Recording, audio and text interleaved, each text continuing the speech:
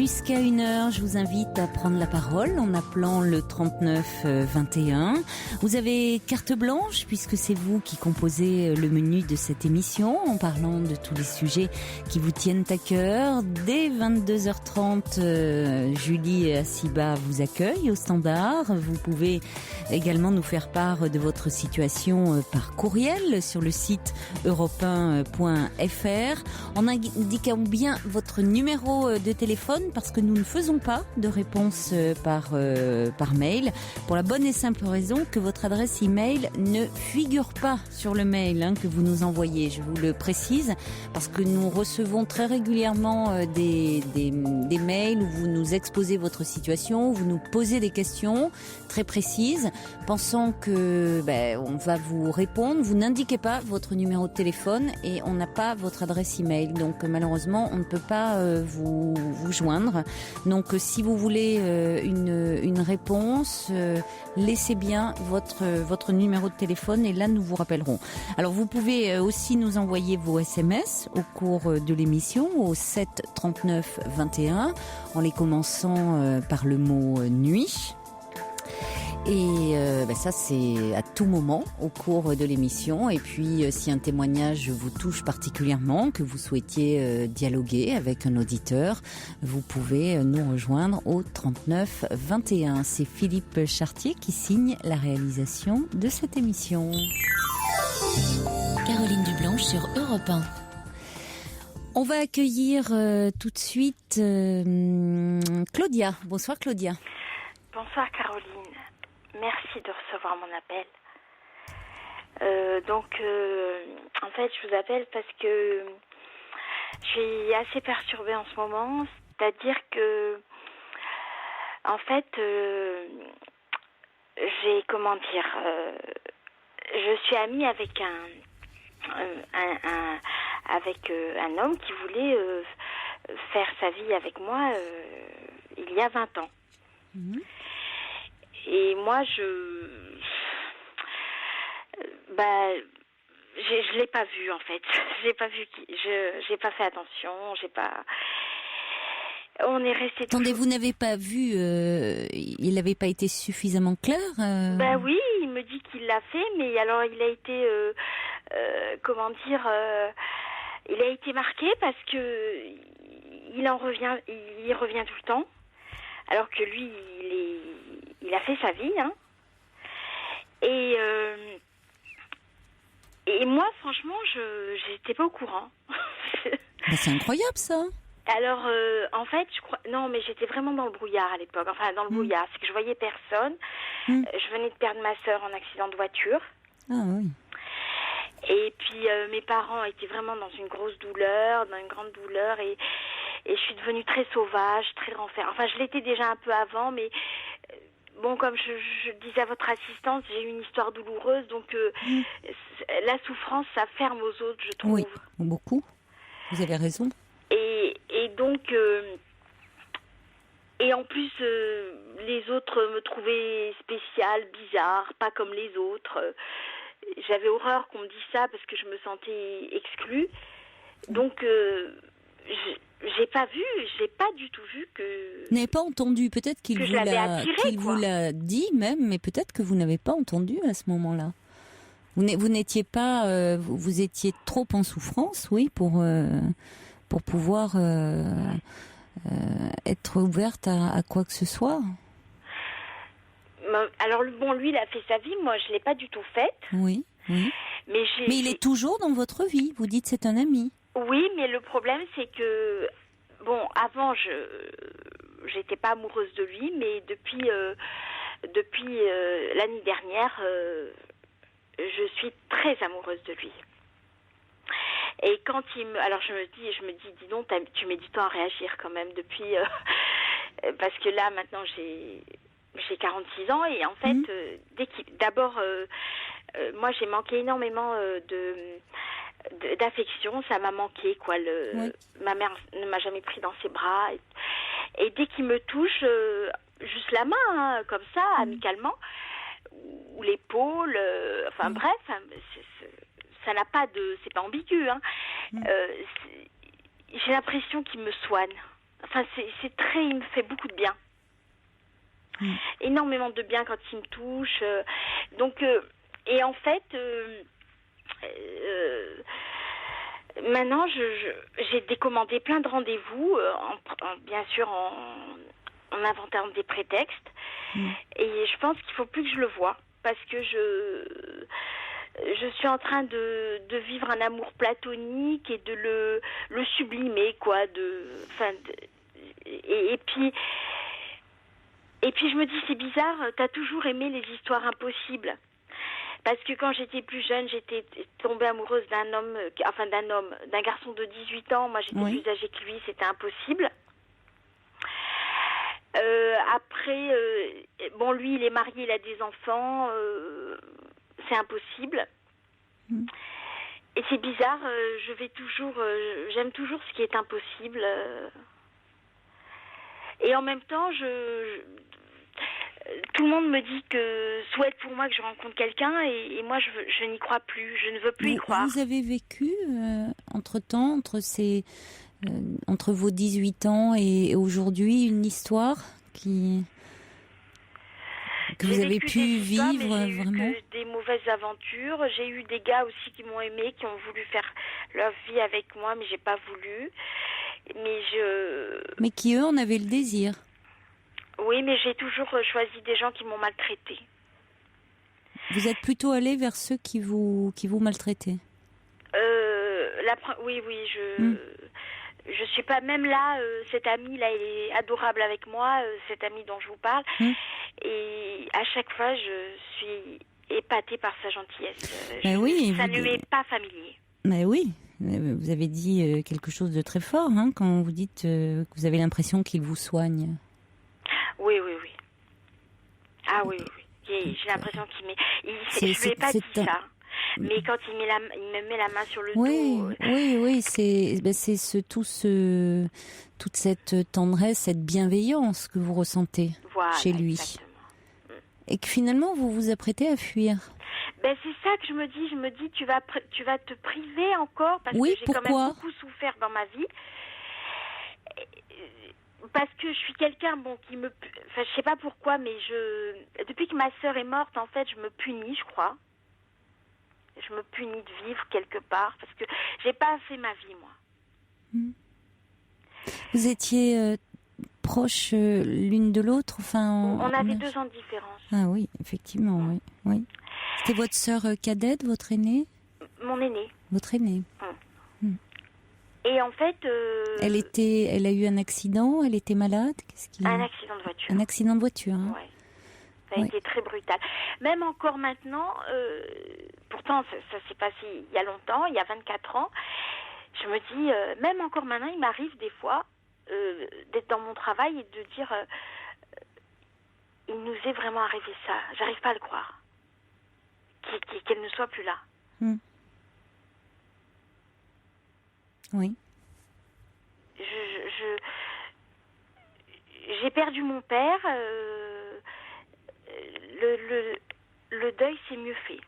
Oui, ça vous paraît irréel, encore? Ah oui, ma sœur, c'est irréel, oui. Même encore maintenant, C'est pour ça, quand les gens disaient fais le deuil, c'est que des mots, ça veut rien dire, parce que même encore maintenant, ça me surgit comme ça dans la tête. Je me suis dit, elle est vraiment plus là. Parce qu'en fait, pour moi, je sais pas, comme j'y pense tous les jours, elle est présente.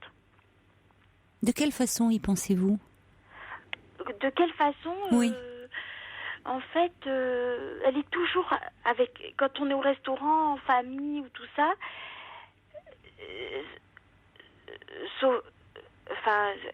elle est toujours là. Mais j'arrive pas à... Comment dire, à vous le dire. Je me dis... Mais en même temps, je me dis oui, mais elle est pas là. Oui, et vous y êtes?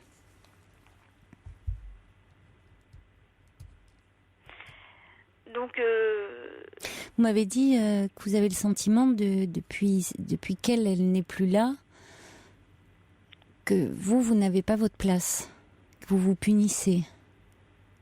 Mais moi, depuis qu'elle est morte, j'ai toujours pensé, d'ailleurs on me l'a dit, que c'était moi qui aurais dû mourir. Qui vous a dit ça? Une amie de la famille. Enfin non, qui n'a pas dit que c'était moi qui aurais dû mourir, excusez-moi. C'est moi qui l'ai pensé ça, mais qui m'a dit ce n'est pas elle qui aurait dû mourir. C'est très différent. Oui, mais elle a dit ce n'est pas elle qui aurait dû mourir. Et vous l'avez interprété comme c'est vous? Non, moi je pense que... Ben oui, mais c'est ce que vous venez de dire en tout cas. Je pense que C'était une vie contre une autre. En fait, c'était la vedette dans la famille. Et il s'est trouvé que la vedette, voilà, donc soit morte. Donc moi, si vous voulez, je me suis toujours dit pourquoi ça aurait dû être moi. Et puis souvent, tout le monde m'a rabâché que c'était la mieux, quoi. Donc moi, vous étiez dans son ombre, dans l'ombre de votre sœur. Oui. Oui. Vous en avez souffert de ça. Quand elle était présente, quand elle était vivante, j'en ai énormément souffert parce que c'était la vedette. Et elle aussi en a souffert. Hein. Certainement, ça ne devait pas être toujours simple. C'est pas simple d'être comme ça mise en lumière et d'avoir autant d'attentes. Oui, et d'être peut-être tant dans cette position de préférer, avec entre guillemets. C'est pas simple, oui. Mais surtout qu'elle m'avait dit, elle avait compris les choses, elle m'avait dit à 19 ans qu'elle avait gâché mon enfance. C'était pas elle qui me l'avait gâché. Donc elle avait compris des choses. Non. Bien sûr, oui, bien sûr, elle avait compris, bien sûr que c'est pas elle qui était en cause. Et moi j'avais 17 ans. Et elle m'avait dit qu'elle avait gâché mon enfance. Bon, moi, au jour d'aujourd'hui... oui, mais c'est d'autant plus terrible que pour vous, même si il y avait des moments où ça a dû être très compliqué, de cette sœur qui était très mise en avant, très valorisée, là où vous étiez comparé à elle, hein, avec certainement ça devait, de façon légitime, chez vous, susciter de l'agressivité. Non, au contraire, j'étais complètement éteinte. J'étais la sœur de la star, moi. Enfin, partout, Oui, mais de l'agressivité à son égard, même si elle était refoulée. Ah, d'accord, oui.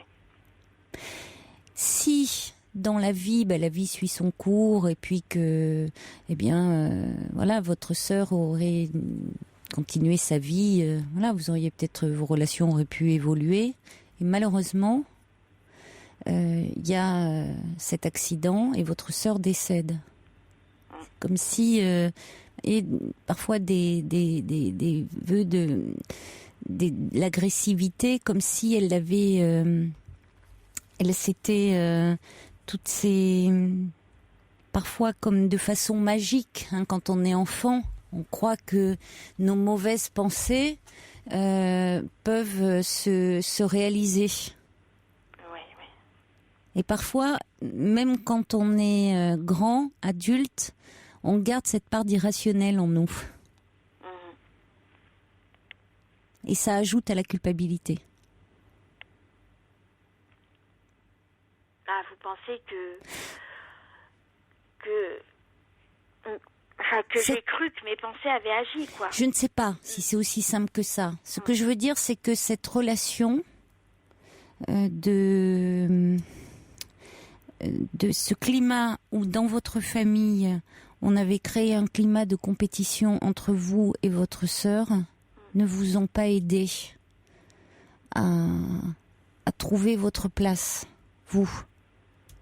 Vous le dites, j'en ai ce sentiment de ne pas avoir votre place. C'est-à-dire que c'était une vie contre une autre, la vie de votre sœur ou la vôtre.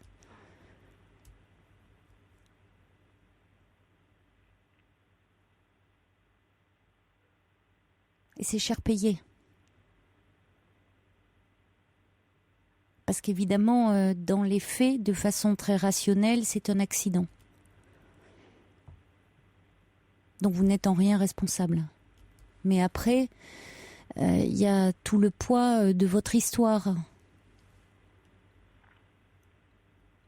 Et vous le dites, vous l'avez dit, vous avez prononcé ces mots. Depuis, vous n'avez de cesse de vous punir. Alors pour revenir à cet homme... Mais quand vous dites c'est cher payé, c'est parce que j'ai pas fait ma vie, c'est ça? C'est cher payé, oui, de façon générale. Oui, par rapport à vous. Dans vos relations avec les autres. Bah, j'ai peur des autres. Bah oui, vous avez peur de vivre. Vous avez peur de vivre, de prendre votre place dans la vie, de prendre la place qui vous revient. Mais comme je suis hypersensible, les autres me font peur. Oui, et vous allez plutôt dans les relations avec les hommes vers ceux qui vous maltraitent. Et pour revenir à cet homme-là, oui. En l'occurrence, moi ce que j'entends, c'est que cet homme, bon, il est marié, il a sa vie.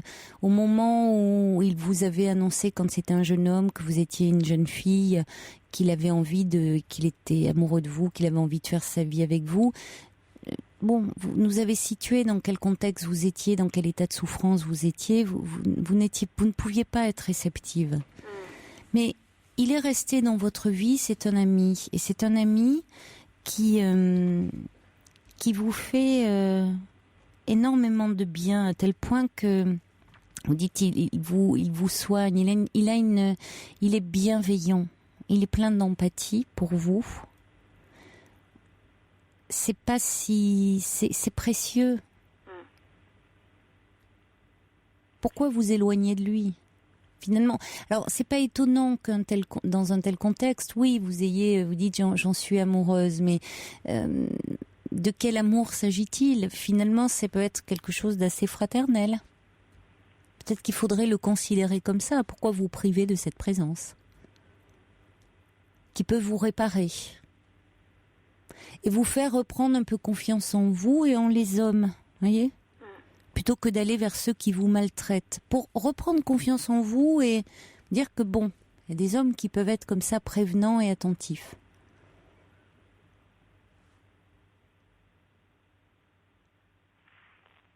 Après, par rapport à ce que vous dites, dans le fait d'être touché comme ça, ce côté il y a un côté très maternant dans ce que vous décrivez. Oui.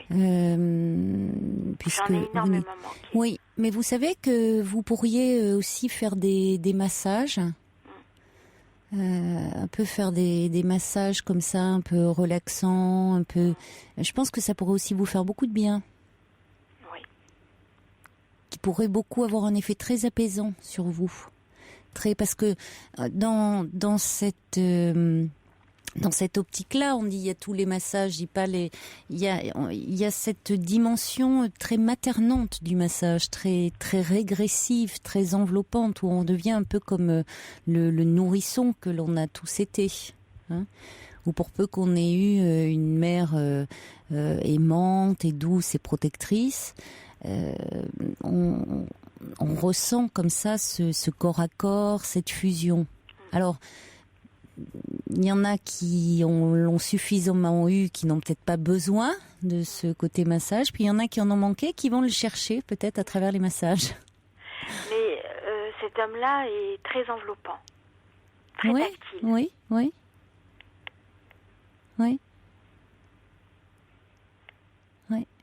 Mais par contre, je suis amoureuse de lui, mais Oui, à votre façon. J'ai pas envie de. Je crois pas que j'ai plus la force maintenant de rencontrer quelqu'un. Mais un autre, quoi, parce que tout le monde me dit pourquoi tu rencontres pas quelqu'un et tout. Enfin, c'est pas pourquoi, mais même lui, il souhaiterait que je rencontre quelqu'un. Mais parce j'ai eu trop mal, quoi.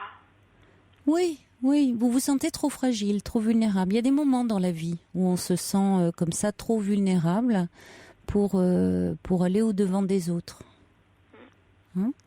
Et c'est pour ça que je pense que la présence de cet homme peut peut vous permettre un peu de vous réconcilier avec vous-même et aussi de façon avec les hommes, parce qu'il a cette bienveillance vis-à-vis de vous. Alors après, oui, le risque, ça serait de rester fixé sur lui et de ne penser qu'il n'y a que lui. Mais ça peut être un moment de réparation. Si parallèlement à ça, peut-être vous faites aussi un travail d'accompagnement. Vous avez fait un travail Oui, j'en fais un. Vous en faites un? Bon, donc ça peut, vous voyez, parallèlement à ça, parallèlement aussi sur un plan un peu plus corporel, faire des massages, faire tout ce qui peut vous apporter aussi un bien-être. Mais en fait, c'est mon âge. Je me dis que j'ai pas fait ma vie puisque j'ai pas d'enfant. Mais votre vie, elle est pas finie. Oui, mais je Claudia. pense pas que je sais pas. J'ai tellement peur de me faire des illusions. Oui, mais Claudia. En plus, maintenant, c'est bizarre parce qu'il y a beaucoup de gens qui me trouvent, qui me disent que je suis jolie, attirante et tout, et tout le monde m'énerve parce que je leur dis, pourquoi vous me l'avez pas dit avant ça? Parce qu'en fait, moi, j'ai pas été valorisée et j'ai toujours été persuadée que j'étais moche. Oui, vous étiez dans l'ombre de votre sœur. Alors, quand maintenant on me dit que je suis jolie, je tombe des nues. Oui. Oui, mais je me dis, mais il vous a fallu du temps quand même pour... Le plus compliqué, c'est tout ce regard qu'on a porté sur vous-même. Mais ce qui va être compliqué un petit peu à changer, c'est aussi le regard que vous portez sur vous, parce que vous êtes imprégné aussi de tout ce que l'on a dit. Mais je m'aime pas, j'ai été comparée à, oui, c'est très quelqu'un difficile. qui était mort. C'est comme si j'avais été comparée à Marilyn Monroe. Oui, et du coup, oui.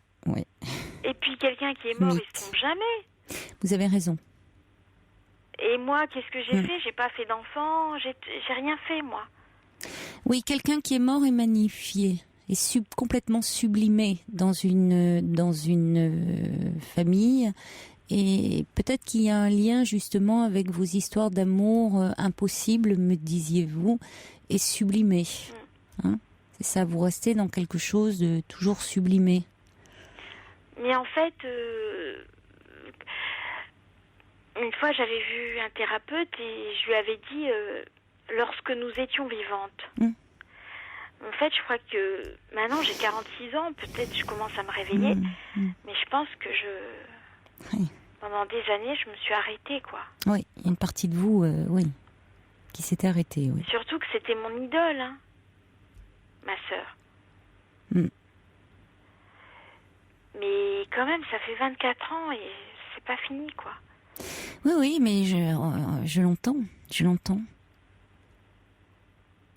Mais... Parce que je savais que j'apportais pas de bonheur à mes parents. Mes parents, ils pleuraient tous les jours. Et en fait... À la suite de la mort de votre sœur? Oui, mais après, je leur ai pas donné des petits-enfants. Attendez. J'ai rien fait de bien. Oui, mais ils pleuraient la mort de votre sœur. Ça veut pas dire... c'est ce qui est très compliqué, évidemment. C'est des parents qui sont en deuil d'un enfant. Un enfant ne remplace pas un autre. Alors, c'était d'autant plus compliqué que c'était la situation avant. Il n'y aurait pas eu cette comparaison entre vous deux, cela aurait été différent. Bien sûr que, de toute façon, dans une famille où il y a plusieurs enfants, des parents endeuillés sont dans une souffrance et que les autres enfants ne peuvent pas combler, même s'il y a des petits-enfants, Claudia. Mais vous étiez, vous, tellement dépréciée, dévalorisée par rapport à votre sœur, que vous vous disiez que de toute façon, votre présence ne pouvait rien faire, ne rien combler par rapport à leur chagrin. Mais dans les faits, de toute façon, il fallait que le temps, les enfants, les êtres ne sont pas interchangeables. Mais ce qui est dur, c'est que, en fait, quand on perd quelqu'un, enfin, une sœur ou un frère, on perd aussi ses parents. Oui, c'est juste. Parce que... C'est juste. Parce Mais... que mes parents, mon père, ça fait des dégâts. Ça fait des dégâts dans une famille. Ça fait des dégâts, quoi. Mais il y avait des dégâts avant. C'est-à-dire qu'il y avait trop d'injustice auparavant. Exactement. Il y avait il y en avait une qui était bien, qui était magnifique, qui était la vedette, qui était Marilyn Monroe, pour reprendre votre expression. Et puis vous aviez le sentiment de n'être rien. Moi, j'étais le vilain petit canard. Oui, mais vous savez l'histoire du vilain petit canard. Alors, comme dit le subversif, il est temps de déconstruire ce soleil noir. En séance, de travailler ça. De ne pas rester dans cette ombre éternelle. Ça fait 24 ans, je m'en sors pas. C'est long, hein, parce que vous êtes construite à partir de tout ça. Donc, on peut pas dire que vous vous en sortez pas. Vous avez le sentiment. J'ai pas fait ma vie, j'ai pas. Mais attendez, votre vie, elle est pas finie, hein, Claudia. Et encore une fois, votre vie. J'aurai jamais d'enfant. Alors, oui, peut-être vous n'aurez jamais d'enfant, oui. Mais est-ce que pour autant, vous pouvez dire que vous n'avez pas fait votre vie ? Vous voyez, c'est là, vous faites une association. J'ai pas fait ma vie, je n'aurai jamais d'enfant. Oui, bon, c'est un autre deuil à faire, je vous l'accorde, qui n'est pas simple. Mais pour autant, est-ce que vous pouvez dire je n'ai pas fait ma vie ? Alors c'est la question de l'enfant et vous me dites, vous me parlez de vous en tant qu'enfant, à quel point ça a été difficile. C'est d'abord cette question-là qui est à régler. Oui. Maintenant, vous en tant que femme, il y a beaucoup de choses qui restent à vivre et j'ai envie de dire, la vie vous attend. Donc le travail reste à faire, c'est normal, vous ne pouvez pas vous défaire et il y a une ombre qui plane, mais vous avez dit les semaines, parce que j'entends vos émissions tous les jours et vous avez dit qu'on pouvait pas faire table rase du passé et moi j'essaye de faire et c'est impossible, je suis obligée de vivre avec et il est lourd. Hein. Mais ce que je veux dire par là, c'est que c'est absurde de penser que le passé, l'expression table rase du passé, dans le sens d'oublier. D'accord, oui. Hein, c'est comme quand on dit, les personnes qui disent je n'accepte pas l'expression faire son deuil, dans le sens où ils la comprennent, et ils ont raison, s'ils l'acceptent pas quand ils la comprennent, dans le sens de dire c'est oublié. Bien évidemment que c'est pas oublié, ça n'aurait pas de sens. Donc, on fait pas de table rase du passé parce qu'il s'agit pas d'oublier le passé, il s'agit de faire avec son passé, de l'intégrer et de faire en sorte qu'il ne nous empêche pas d'aller de l'avant. C'est-à-dire qu'il soit pas toujours dans notre présent et qu'il ne soit pas un handicap pour aller, pour se projeter dans l'avenir aussi, pour vivre le présent et pour pouvoir faire des projets. Comme de la même façon, Freud, quand il a utilisé cette expression, qu'on a réduit, qu'on a simplifié, comme beaucoup de choses aujourd'hui, on dit faire son deuil. Faire, le terme faire, ça n'a pas de sens, faire. On fait les courses, on fait pas le deuil. C'est un travail de deuil.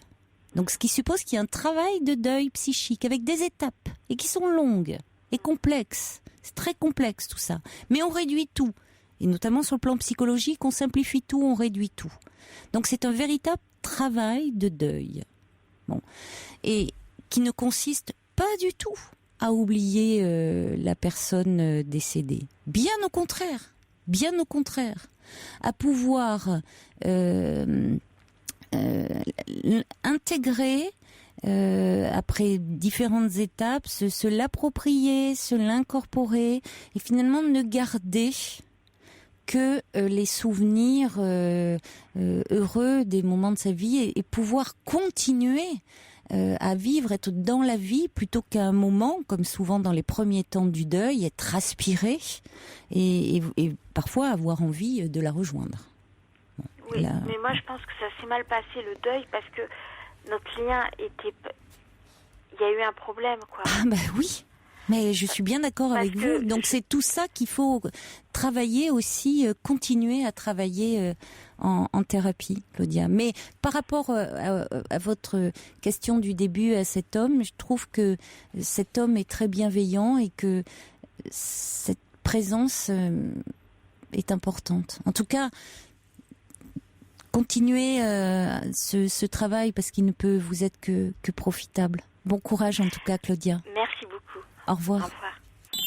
Pour parler à Caroline Dublanche, Appelez le 39 21, 34 centimes les minutes.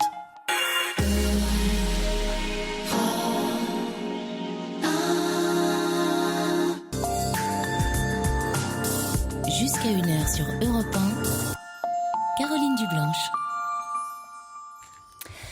Un petit message du subversif qui dit en l'occurrence dans le témoignage de Claudia, il faut très freudiennement tuer le père en la sœur. Il y a des mythes qu'on raille un peu légèrement tout de même. Vous avez raison.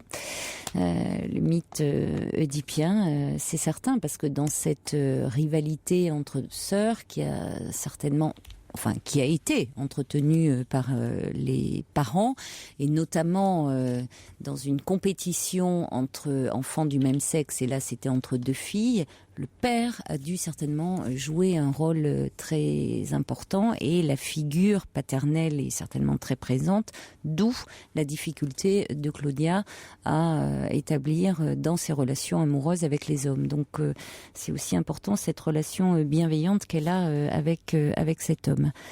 Je voulais vous dire, parmi les mails que j'ai reçus, certains d'entre vous me demandaient comment retrouver le titre des ouvrages qui avaient été cités par Sophie cet été, et puis certains livres aussi que j'avais cités depuis mon retour.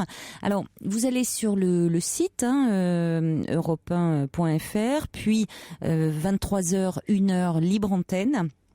Vous allez dans partager, c'est sur la droite, et là vous voyez ils en ont parlé dans la libre antenne. Donc 23h 1h libre antenne, partager, c'est sur la droite, et ils en ont parlé dans la libre antenne, et là vous allez voir toutes les références des ouvrages.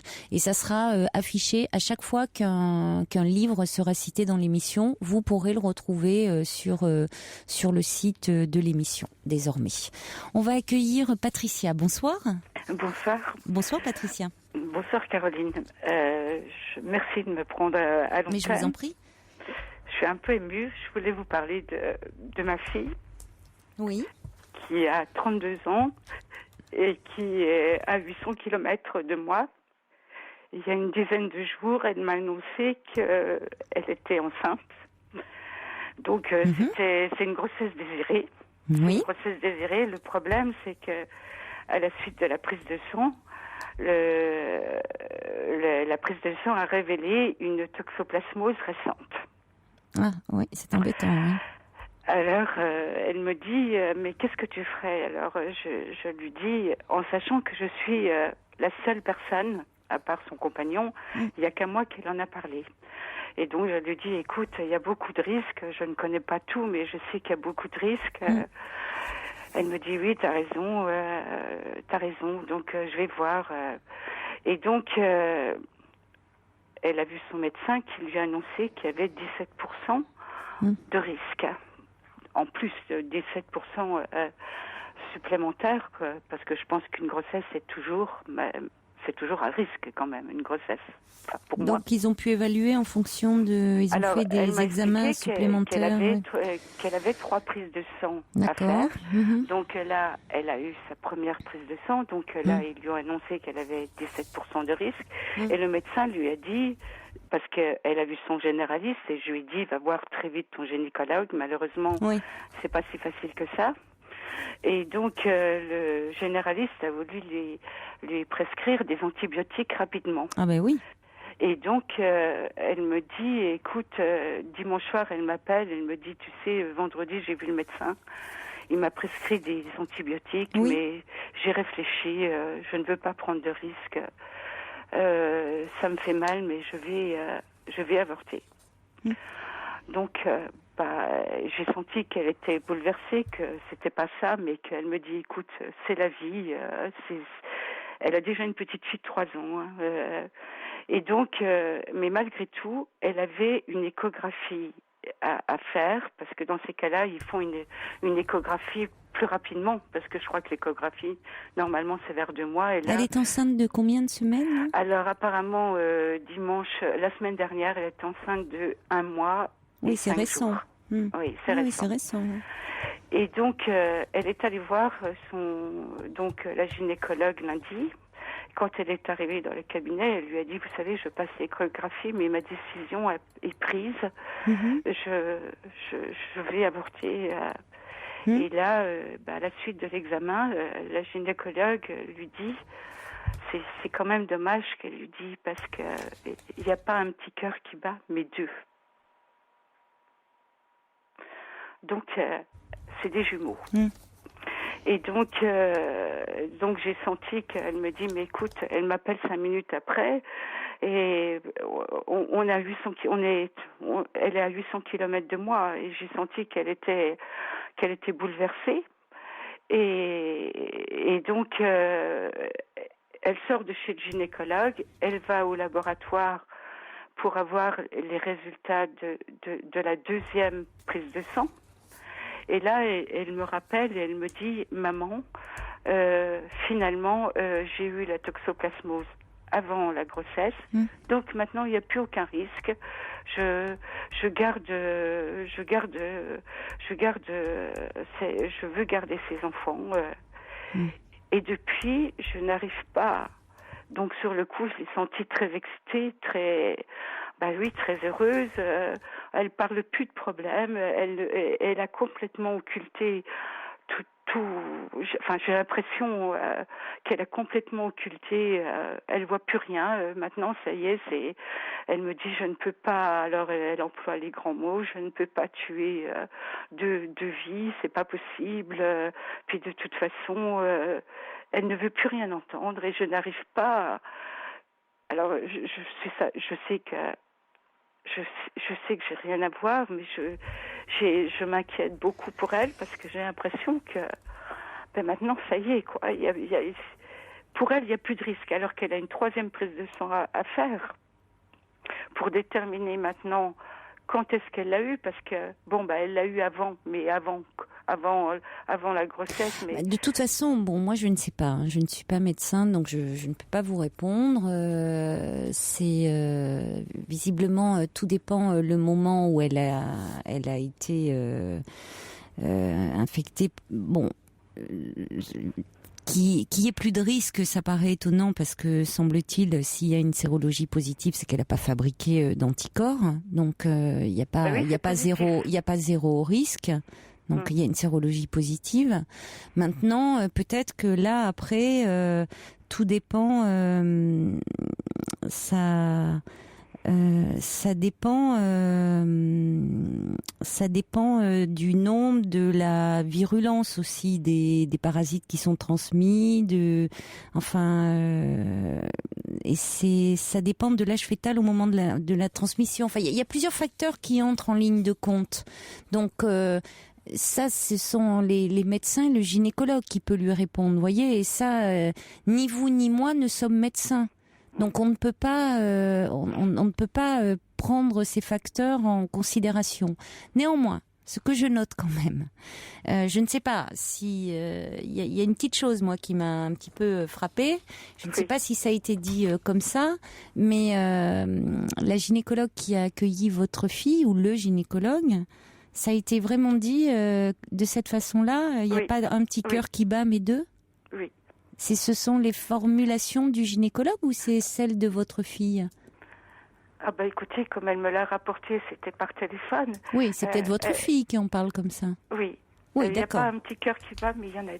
Oui, c'est peut-être dommage. votre fille qui en parle. Ah, c'est la gynécologue qui aurait dit ça comme ça. Oui. Parce que pour le coup, je trouve que de la part du médecin, c'est une façon de prendre position. C'est ce que je pense. Je trouve que dans ce cadre-là, on ne parle pas de façon aussi émotionnelle. On reste beaucoup plus neutre et on ne parle pas de cœur qui bat.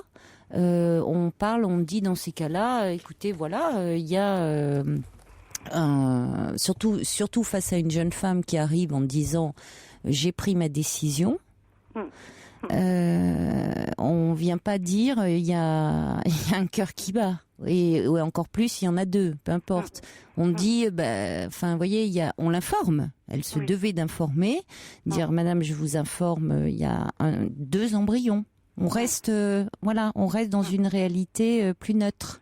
Et elle m'a bien rajouté, c'est ça qui m'a quand même, c'est bien dommage parce qu'il y a 2 cas. Oui, mais je comprends, si ça a été formulé comme ça de la part du médecin, ça dénote quand même une prise de position, très nettement. Ah oui, c'est ce que je pensais. Ah bah oui. Oui, c'est ce que je pensais. Ça, c'est... Voilà. Les termes, les mots choisis ont leur importance dans ce cas-là. Surtout face à une femme dans des moments comme ceux-là, qui sont quand même très très anxiogènes, et alors qu'elle vient en disant j'ai pris ma décision. Oui. C'est ce que on se doit de la respecter, cette décision. Alors après, on peut expliquer, mais on se doit de la respecter. Ou peut-être de dire, elle fait l'échographie, mais on vient pas balancer des images aussi fortes émotionnellement parlant. Voilà. Et puis alors, j'ai bien senti quand elle... Après, on peut expliquer, dire si on pense que c'est parce qu'il y a une peur, on peut dire, vous savez, il peut y avoir un traitement, dire voilà ce qu'il en est, pour que la femme ou le couple puisse prendre sa décision en toute connaissance de cause. Mais en tout cas, pas chercher à influencer en parlant d'images un peu choc comme ça. Et c'est pareil, quand elle me dit qu'elle a été au laboratoire et elle me téléphone, elle me dit mais maintenant, ça y est, je l'ai eu avant, il y a plus de risque, mais j'ai dit attends là, elle me dit oui, mais j'ai vu le docteur, quand tu m'as sentie anxieuse, il a téléphoné à Paris pour avoir les résultats, mais j'ai dit mais t'as un écrit là, t'as quelque chose, ton médecin il est au courant, ton médecin généraliste. Et là, aujourd'hui, je l'ai eu. Et elle me dit, ben non, il a toujours pas. Et ça, je trouve ça bizarre. Il y a quand même Internet, c'est facile de transmettre les résultats quand même. Pourquoi? Je lui dis parce que il faut quand même une trace de cette. S'il n'y a pas de risque. Mais elle est sous traitement antibiotique, là. Non, elle ne veut pas les prendre. Elle m'a dit, je les prendrai pas, puisqu'elle a dit à son médecin généraliste, la semaine dernière, elle l'a rappelé l'après-midi en lui disant, je ne prendrai pas ces antibiotiques, mais je préfère. Que lui dit son gynécologue? Alors, son gynécologue, j'ai été un peu surprise. C'est pareil, lors de sa première grossesse, elle a eu une grossesse difficile. Et le gynécologue travaille à l'hôpital. Oui. Et elle n'a pas réussi à avoir un rendez-vous. C'est un autre gynécologue qu'elle a eu. Non, mais peu importe. Mais là, par rapport à cette situation, que lui dit son gynécologue? Parce que je veux dire, s'il y a une toxoplasmose, les femmes ont un traitement d'antibiotiques. Le traitement, la gynécologue, elle a fait que l'échographie, si j'ai bien compris. Oui, mais enfin... Et c'est son généraliste qui lui a prescrit les antibiotiques. Non, mais même dans un cas de risque faible, les femmes sont traitées par un antibiotique, généralement par cure, jusqu'à l'accouchement. Donc c'est des cures de 10 jours et ça diminue quand même, je crois, environ 60% les risques de transmission. Donc, alors peut-être qu'elle ne commence pas tout de suite, mais je ne comprends pas bien pourquoi. Bon, enfin, il faut qu'elle se fasse expliquer. Oui. Le problème, c'est que je suis la seule personne et quand le lendemain, quand elle m'a rappelé, elle a senti que j'étais angoissée et elle me dit mais qu'est-ce que t'as? Mais je lui dis mais attends, j'ai l'impression que tu mesures pas. Oui, alors attention en même temps parce que si vous voulez, vous ne pouvez pas non plus. Vous êtes sa mère, vous pouvez pas. Oui. Voilà, elle peut pas. Elle est. Il y a d'un côté sa gynécologue qui est médecin. Je vous dis, elle est médecin, vous n'êtes pas médecin, moi non plus, vous n'avez pas les éléments du dossier, moi non plus, puis quand bien même nous les aurions, n'étant pas médecin, on ne saurait pas, donc qui la rassure. Moi je relevais simplement l'expression où je trouve qu'elle a pris position. Ou certainement, c'est à mon avis quelqu'un qui n'est pas en faveur de l'avortement. D'ailleurs, je reçois un petit SMS de Sylvie de Paris, ça, dès qu'on parle évidemment de l'avortement, qui me dit: je suis moi-même gynécologue, je suis surprise du terme employé par vous, Caroline, au vu de la réponse de sa gynécologue. Je répète, je persiste et je signe. Je trouve que ce n'est pas anodin face à une femme qui arrive en disant: j'ai pris ma décision, je souhaite interrompre la grossesse, de répondre: il n'y a pas un petit cœur qui bat, mais on peut dire les choses différemment. Voilà, c'est ça, on ne parle pas de cœur qui bat, on n'assène pas une réponse de ce type qui n'est pas neutre. Les mots ont leur importance, que vous soyez gynécologue ou pas. Justement, on est dans une plus grande neutralité. Maintenant, attention, vous, Patricia, de ne pas l'angoisser, parce qu'on sent à quel point, là vous m'en parlez à moi, donc ce n'est pas grave, mais de pas lui, on sent votre angoisse, elle est quand même palpable. Donc au téléphone, de lui dire où tu en es, qu'est-ce que tu as fait, et finalement où vous seriez plutôt dans le sens où ça serait mieux qu'elle interrompe sa grossesse, alors que pas forcément. Si vous voulez, là au sens où au moment où elle en est, peut-être que, je vous dis, il peut y avoir un suivi, il peut y avoir une prise de traitement, il peut y avoir une possibilité. Je veux dire, si les médecins, si vraiment il y a un risque très clair, vous savez, les médecins proposent une interruption. Alors là, c'est pas thérapeutique de grossesse puisqu'elle est même dans des délais elle est au tout début de sa grossesse. Oui. Mais ça peut être, ils peuvent proposer, même les médecins, parce il peut y avoir effectivement, en cas dans les cas de toxoplasmose, des risques vraiment très importants pour les fœtus. Bon, donc les médecins savent quand même ce qu'ils font dans ces cas-là. Donc, il faut aussi faire confiance aux médecins qui la suivent. C'est-à-dire que même un médecin qui ne serait pas en faveur de l'IVG, si vraiment il y a une infection telle que celle-là, qui peut avoir des conséquences très graves pour les fœtus, il est quand même pas,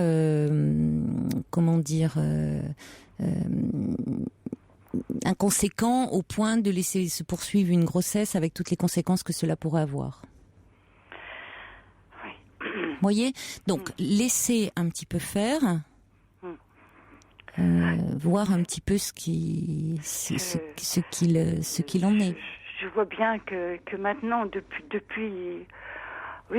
qu'elle a vu la gynécologue, je vois bien, et puis les résultats aussi, je vois bien qu'elle a complètement occulté... Parce que les résultats sont peut-être bons. C'est peut-être aussi ce qu'il faut vous dire. Oui. Vous voyez, les résultats sont peut-être aussi encourageants. Oui. C'est peut-être cela aussi, hein. Et le père, comment réagit-il ? Alors justement, je lui dis, mais attends, parce que je lui dis, mais le papa... elle me dit, tu sais, il fait une drôle de tête parce que cette grossesse était effectivement désirée. Mais oui. Elle dit, un enfant, fille, deux, oui. Ça change tout. Ça change tout. Et puis finalement, je lui dis, c'est pareil, elle vient d'agrandir sa maison en pensant qu'elle allait avoir un autre enfant, mais pas deux. Il y a tout. Il y a son travail aussi. Je dis, il faut qu'elle travaille. Il faut absolument qu'elle travaille, ma fille. Oui, mais alors ça, c'est d'autres questions. Hein. C'est-à-dire que, vous pensiez que c'était un bébé, il y en a deux. Et puis, alors déjà, c'est un choc. Et puis, il y a ce contexte anxiogène de toxoplasmose. Alors, ça fait beaucoup. Et ça fait beaucoup pour ce jeune couple. Hein. Oui. Attention, vous, quand même, par rapport... Alors, c'est difficile parce que vous êtes à distance. Oui. Vous allez peut-être, je sais pas, la rencontrer, avoir l'occasion de la rencontrer. C'est compliqué au téléphone d'en parler comme ça. J'ai failli partir ce week-end et je me dis, je ne veux pas non plus... Oui, avoir l'air de régler la situation, c'est pas ça. Ah non, vous ne pouvez pas la régler. Non, c'est ça, c'est leur décision, hein. C'est tout à fait. Je veux simplement, comme une maman, la conseiller qu'elle prenne bien en compte tous les risques que sa vie peut être bouleversée, que là actuellement elle a une petite fille, elle est en adoration devant sa petite fille, que je voudrais surtout pas qu'il arrive quelque chose. Alors, je vais vous lire quelques mails pour conclure, parce que, bon, je vous dis, moi, je ne sais pas ce qu'il en est, puisque là, c'est des informations quand même médicales. Il y a Anne qui nous dit « J'ai contracté la toxoplasmose en début de grossesse. J'ai eu un suivi d'antibiotiques pendant 9 mois, amniosynthèse très rassurante. Grossesse, ça fait aujourd'hui 10 ans. Très jolie petite fille, en pleine forme, nous dit Anne. Et puis Hello nous dit si elle a contracté la toxoplasmose avant la grossesse, il n'y a pas de risque pour le bébé. Ah bon. Eddy, qui est pharmacien, qui habite Oui. Nice, dit au vu des résultats du labo, on peut savoir si la contamination est ancienne. Cela semble le cas. Il n'y a aucun risque puisque naturellement vaccinée avant la grossesse. Il faut qu'elle soit convaincue de cela pour une grossesse normale et heureuse. C'est ça, elle a peut-être fabriqué des anticorps avant. Oui, mais Peut-être ça pourquoi- le problème. Oui, ça je peux pas vous répondre plus, Oui. Patricia. C'est ce qu'il faut savoir parce que je ne suis pas médecin et je ne veux pas m'avancer sur ce terrain. Donc attention à vous, à votre angoisse, parce que votre fille, c'est votre fille et votre gendre qui vont prendre cette décision avec les médecins qui les suivent et qui eux. Il faut quand même faire confiance aussi aux médecins qui Oui, les suivent et qui sont bien placés. Je vous dis, ils sont quand même pas totalement, ils sont pas d'abord ni incompétents et ni fous pour mener des grossesses avec tous les risques que ça comporte pour les bébés. Hein. Voilà. Bon courage à vous. Merci beaucoup, Caroline. Au revoir. Au revoir.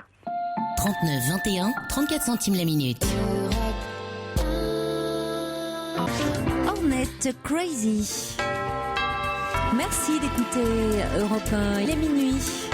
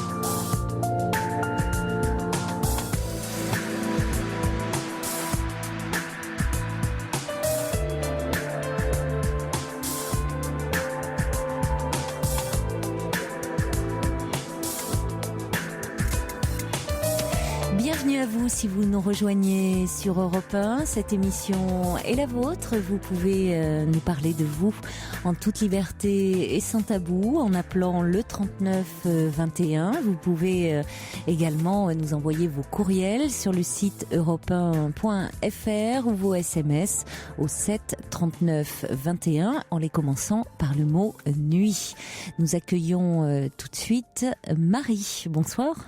Bonsoir Caroline. Bonsoir Marie. Eh bien, je suis ravie de vous entendre. Moi aussi. Vous allez pouvoir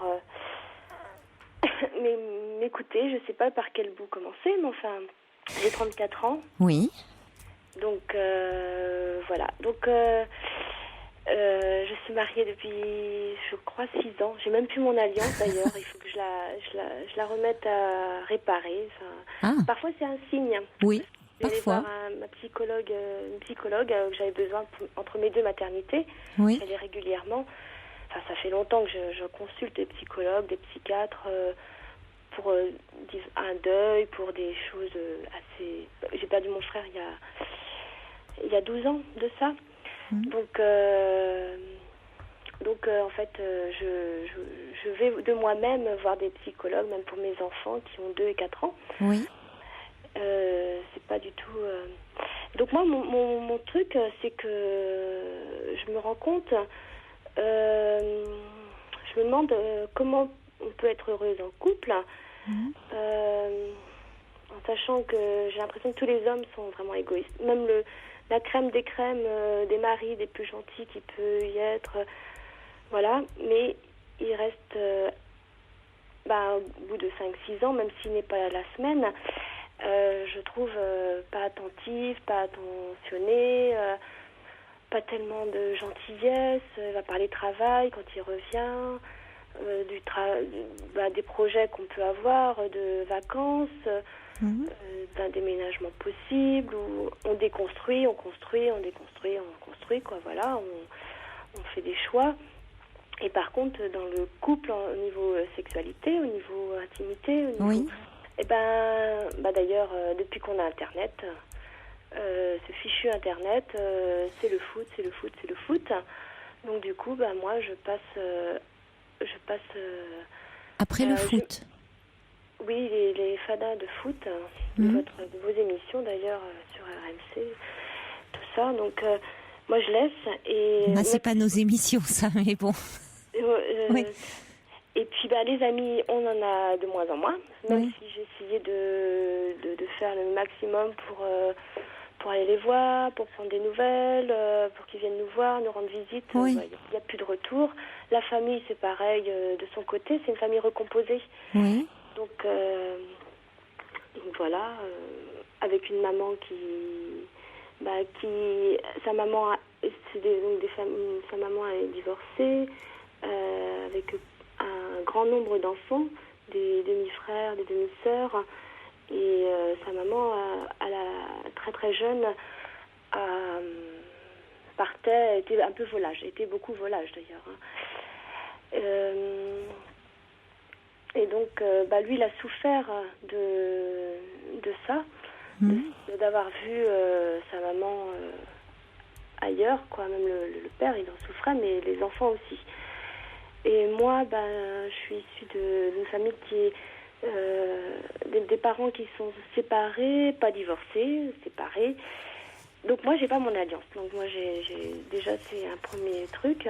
Pourquoi ? J'aurais aimé la changer depuis longtemps. Pourquoi vous ne l'avez pas plus ? Elle s'est cassée, s'est brisée. Je l'ai mise à réparer, puis finalement, c'est encore rebrisé. Puis finalement, ça fait longtemps que j'ai envie d'en avoir une plus jolie, parce qu'on s'est mariés rapidement. On s'est rencontrés au bout d'un an. Donc, lui était célibataire pendant une dizaine d'années. Et quand on s'est rencontrés, il était très câlin, très bisou, etc. Et puis ensuite, moi pas trop, mais quand même un petit peu. Mais on passait beaucoup de temps au lit, comme beaucoup de couples quand ils étaient au début, oui, les premiers temps, oui. La première année, donc au bout d'un an, on s'est mariés. Un an ensuite, j'ai eu un enfant. On a eu un enfant ensemble. Et un premier petit garçon. Et donc, le deuxième est arrivé 2 ans après. Et puis finalement, j'ai pas... Je sais pas comment faire pour retrouver le désir, que lui le désire, parce qu'en fait, moi j'ai perdu du poids. Je croyais après avoir perdu du poids, pourtant j'étais très bien dans ma peau, il me trouvait bien comme j'étais. Mais bon, visiblement, j'avais une copine qui me disait, ça va pas trop fort, tu sais, il est mince, c'est sûrement qu'il aime les femmes minces. Donc j'ai perdu du poids. Et en fait, ça change rien du tout. J'ai beau acheter de la belle lingerie, je me rends compte que là, je me pose de plus en plus de questions. Limite, je me dis, s'il va voir ailleurs, parce qu'il est sur la route, d'ailleurs, il le sait, je préfère ne pas le savoir. S'il veut continuer quelque chose, je préfère me cacher la vérité, mais je me pose vraiment des... Alors, ça se trouve, ces questions-là... Vous avez du désir pour lui, c'est ça? Vous aimeriez que lui retrouve du désir pour vous? Vous avez l'impression qu'il ne vous regarde plus comme une femme, comme sa femme, comme sa maîtresse? Ouais. Que vous êtes un peu transparente à ses yeux? Ah, transparente, ouais. Ouais. C'est ça, quand vous dites, vous parlez d'égoïsme, c'est que vous avez le sentiment de ne pas exister à ses yeux, alors que toute la semaine il est absent, il est sur la route, et donc vous vous retrouvez les week-ends, mais vous ne vous retrouvez pas vraiment. Non, on se retrouve pas vraiment. Alors, vous dites, quand il rentre, il parle de son travail. Oui, il parle de son travail. Oui, il parle de projets quand même, hein, Oui, on de parle projets de avec projets. vous. C'est Oui. important. Donc ça Oui. veut dire qu'il a des projets avec vous. Oui. Donc vous comptez pour lui. Il inclut même ma famille dedans, Oui, sa famille ça. aussi, donc ouais. Oui, c'est ça. Vous. Et puis il y a un décalage, c'est-à-dire entre ce temps de vie où toute la semaine, s'il est sur la route, seul, Oui. où il ne peut pas parler. Non, c'est Hein, vrai. il Et n'a- je ne l'appelle plus du tout comme avant. Avant, je Ah, l'appelais une fois pourquoi tous les jours. Ben, parce que soit il est au téléphone, enfin, soit il est sur route. La route, je peux pas l'appeler au bon moment. Oui, mais avant, vous le faisiez. Avant, je le faisais énormément. On s'envoyait Mhm. des SMS. Là, j'ai plus de portable. Après, je me suis rendu compte que les factures, elles augmentaient énormément. Donc, on a coupé. Après, il m'appelait. Donc, il m'avait appelé. Puis, finalement, son chef a décidé, comme il y avait eu des abus dans la boîte, de limiter à 20 € par mois. Donc, du coup, il m'appelle même plus non plus que pour des choses comme là, t'as appelé le médecin. Non, je vais le faire. Alors, je lui Oui, dis, bah, vous c'est moi qui limitez vais aux appeler. informations utiles Oui. concernant la maison, Santé. concernant les enfants, concernant Les et donc inquiétudes, tout ce qui est un petit peu votre intimité ou simplement dire je pense à toi ou, Ah bah non. ou tu me ouais. manques ou Eh tout bah ce qui oui. fait l'intimité, le Oui. désir ou de vous quittez et vous êtes dans le désir de vous retrouver parce que c'est ça le désir, ça s'alimente aussi. Ah bah oui, Ce que vous faites, quand on est oui. au cinéma, même moi, je suis en train de refaire mes albums, je revois les petits mots qu'il me laissait. Même, Voilà. parfois, je me dis, mais il part plus tôt que moi, ou moi plus tard que lui. Enfin, le lundi matin, il n'y a plus de petits mots. Au départ, Oui. au départ, il y en avait beaucoup. Là, après la deuxième maternité, je m'attendais à ce qu'il allait encore avoir d'autres petits mots. C'était agréable. Sur la table, plus rien là. Il y a Ce vraiment... sont des petites attentions, vous savez, et auxquelles en tant que femme, on est particulièrement sensible. C'est-à-dire quand on se quitte le matin, c'est ça le désir de l'autre. On peut y penser toute la journée. C'est-à-dire de penser qu'on va se retrouver le soir. Et ça veut dire être un petit mot laissé ou un petit SMS envoyé ou quelque chose qui va alimenter, nourrir notre désir. Alors, c'est vrai que là, quand vous vous retrouvez, il y a tout ce temps de la semaine où lui a été seul, où il n'a pas pu parler et où dans les premiers temps, il y a ce contraste avec vous. Vous avez hâte de le retrouver, peut-être hâte d'avoir de l'attention, de la tendresse et où lui a peut-être davantage envie de vous raconter ce qu'il a vécu pendant cette semaine loin de vous et donc son travail. Mais ce qui est peut-être une façon de vous parler de sa vie. Oui. Finalement, de ce qu'il vit quand vous n'êtes pas là, quand vous n'êtes pas présente. Peut-être que c'est nécessaire et important de l'entendre, ça. Et aussi, après, vous rattachez à... vous faites partie de sa vie, les projets que vous avez ensemble... pour vous dire et de pouvoir après les concrétiser. En revanche, j'entends vous dites on construit et on déconstruit. Là, il y a quelque chose qui ne va pas parce que du coup, quand on construit et qu'on déconstruit, qu'est-ce qui reste? Qu'est-ce que vous voulez dire par là? Non, disons qu'on se projette des lieux de vacances, on les a, puis après on se dit on va faire autre chose. Finalement, on va déconstruire, c'est même déménager. On se dit, on se plaît plus chez nous finalement, on a envie de vendre. Alors souvent il dit, moi je sais plus ce que tu veux. Aurélie me dit, il me marie, je sais plus ce que tu veux. Je te suis, moi je suis complètement perdue dans ce que tu veux faire. En fait, c'est moi qui ai besoin de changement aussi, quoi.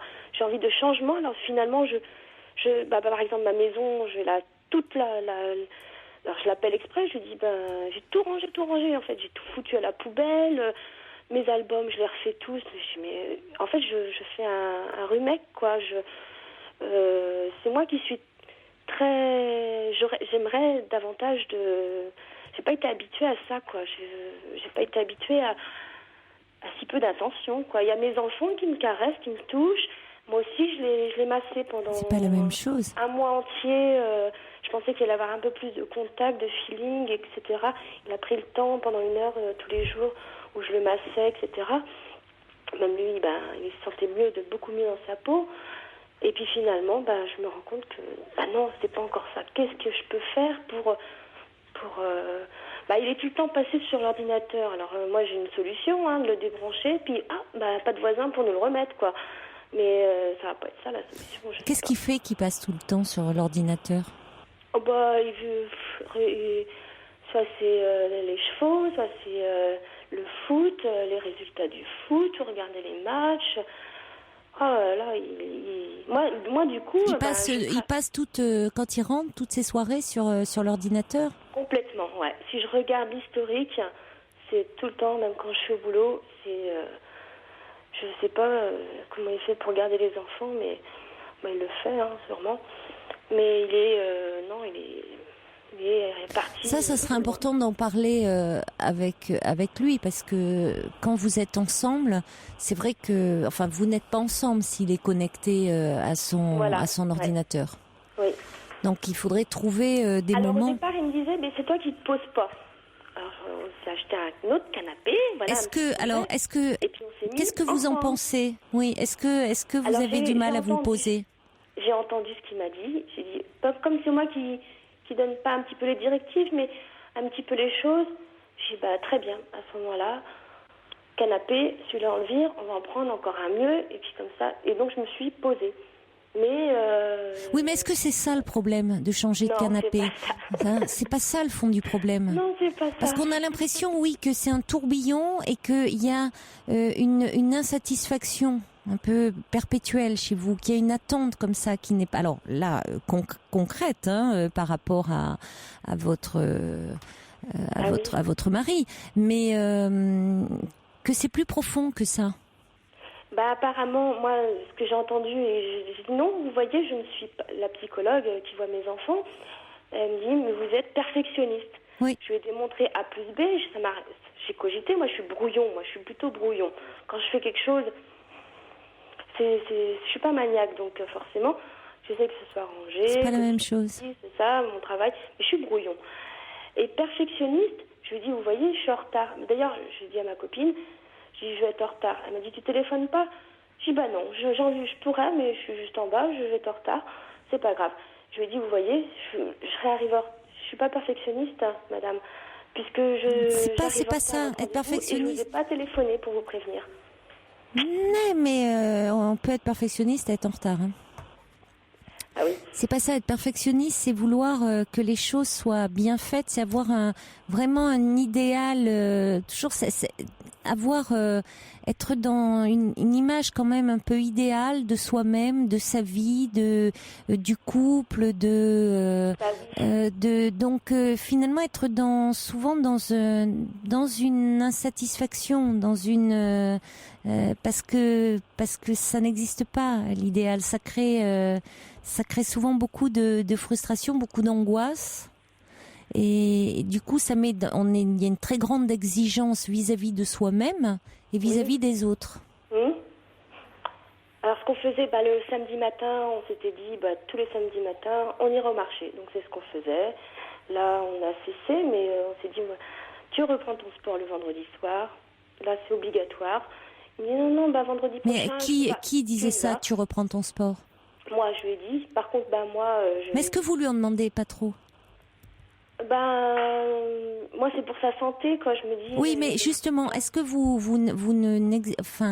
est-ce qu'à un moment vous ne lui imposiez pas trop de choses et qu'à un moment c'est pas une façon qu'il a de vous dire stop, et qu'il y a un côté assez agressif, je reconnais, d'être derrière son écran et de dire elle se pose pas, elle est là à s'agiter, à vouloir tout régenter. Moi, je fais mes jeux et basta. Ouais, ça c'est vrai. Tout l'hiver, là je crains l'hiver parce que l'hiver, on va être enfermé ici. Moi je ne peux pas. Lui, c'est sûr, il me disait au départ, oui, moi je suis toute la semaine partie, alors s'il faut être parti, d'accord. Mais moi, tourner pareil dans l'appartement, moi je suis toute la semaine ici, je peux pas non plus. Donc on disait, on ira au marché, ceci. Du coup, moi, je suis rendue dans l'activité. Oui, mais c'est pas. Vous voyez, vous voulez être dans quelque chose où vous avez envie qu'il vous regarde, d'être désirable à ses yeux, Oui. de redevenir sa maîtresse, Oui. et en même temps, vous voulez tout régenter. Vous agissez plus comme si vous étiez sa mère. Ah ouais.